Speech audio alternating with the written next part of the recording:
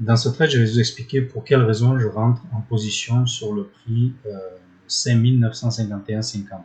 Alors, en observant le carnet d'ordre, on voit bien que sur le prix de 5950, il y a eu 6384 contrats absorbés sur le volume profile, dont les 4196, c'est les acheteurs qui ont absorbé. Par contre, en contrepartie, c'est les vendeurs ont absorbé uniquement 2162 contrats. À partir de là que je vois ça, il y a 2 fois plus d'absorption de acheteurs par rapport aux vendeurs. Pour moi, c'est une support. Alors, dès qu'on voit ça, je rentre dans le trade.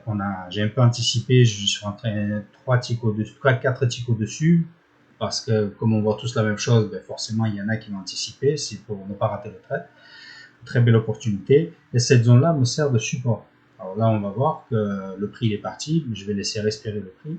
Parce que l'objectif, c'est d'aller chercher beaucoup plus que mon drawdown. Voilà, le prix va redescendre. Et vous allez voir qu'il ne dépasse jamais le 5950. Puisque c'est un très gros support par rapport à l'absorption qu'on voit dans l'inside print sur le carnet d'ordre. Voilà, alors.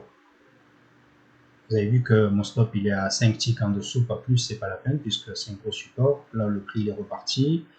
Alors l'entrée ça a été l'absorption des acheteurs par rapport aux vendeurs qui m'a donné les entrées par rapport dans l'inside print. Par contre la sortie ça va être l'inverse. La sortie c'est je vais attendre l'endroit où les vendeurs vont absorber plus de contrats acheteurs. C'est ça qui va me donner, ce point là va me donner la sortie.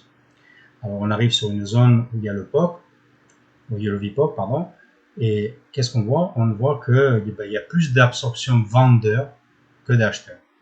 Et ce niveau-là me donne la sortie, le point de sortie. Voilà un petit trade sympathique avec la patience, on y arrive.